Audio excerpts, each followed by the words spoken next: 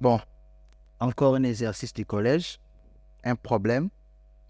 Un père dit à son fils, si tu avais mon âge, plus la moitié de mon âge, plus le quart de mon âge, plus 2 ans, tu aurais 100 ans. Et la question, c'est de déduire l'âge du père. Donc, commençons simplement par les choix de l'inconnu. Comme on nous demande de déduire l'âge du père, donc nous disons soit X, l'âge du père. C'est ce que nous allons rechercher. Nous allons rechercher l'âge du père. Et nous remplaçons l'âge du père à X. Soit X, l'âge du père.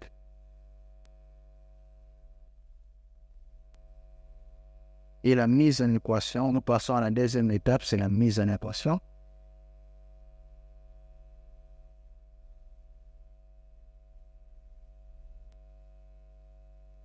Si tu avais mon âge, donc l'âge du père c'est X. Si tu avais mon âge, donc si tu avais X, nous écrivons X. Et puis le père dit quoi? Plus la moitié de mon âge. Donc, nous faisons plus son âge X que nous divisons par 2.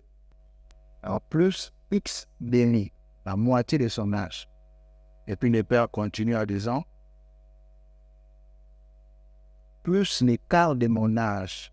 Donc nous additionnons, nous ajoutons X sur 4 parce que c'est l'écart de X. Son âge est remplacé ici par X. Plus X sur 4. Plus 2 ans. Nous additionnons encore, nous ajoutons plus 2.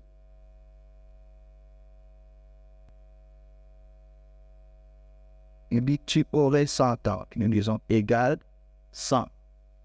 Tu aurais 100 égal 100.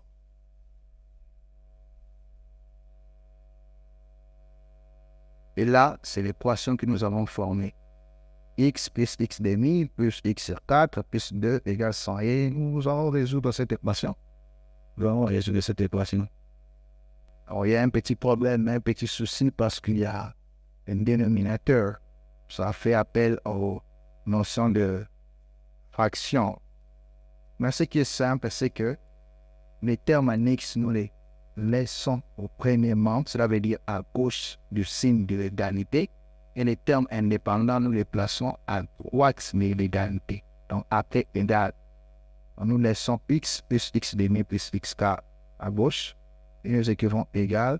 100 qui était déjà à droite reste comme tel. 2 qui était avant le signe d'impôt. Il traverse de l'autre côté. Change de signe, il devient moins 2. Et nous laissons les premiers membres comme tel. Nous ne faisons rien. Égal. Et 100 moins 2 me donne 98.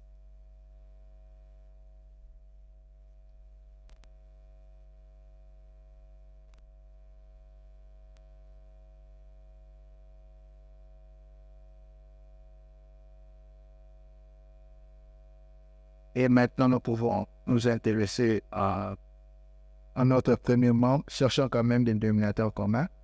Nous avons 2 et 4 comme dénominateur. Le dénominateur commun entre 2 et 4, c'est 4.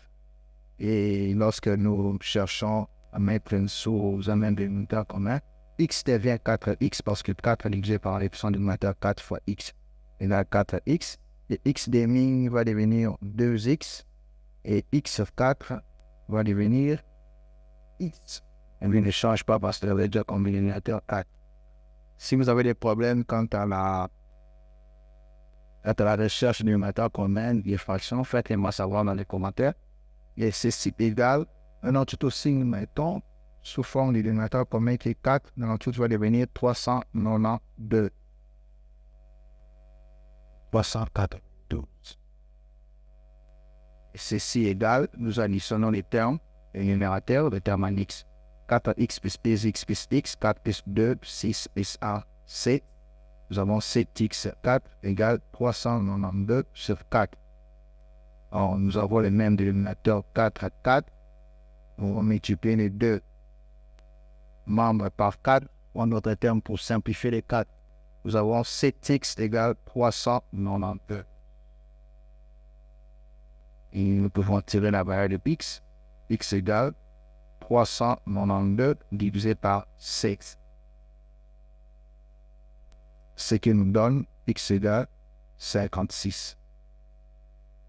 Et comme nous avons trouvé x égale 56, mais la question, ce n'était pas de trouver la valeur de x, la question, c'était d'éliminer l'âge du père.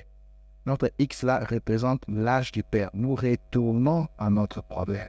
Ça veut dire que le père a 56 ans.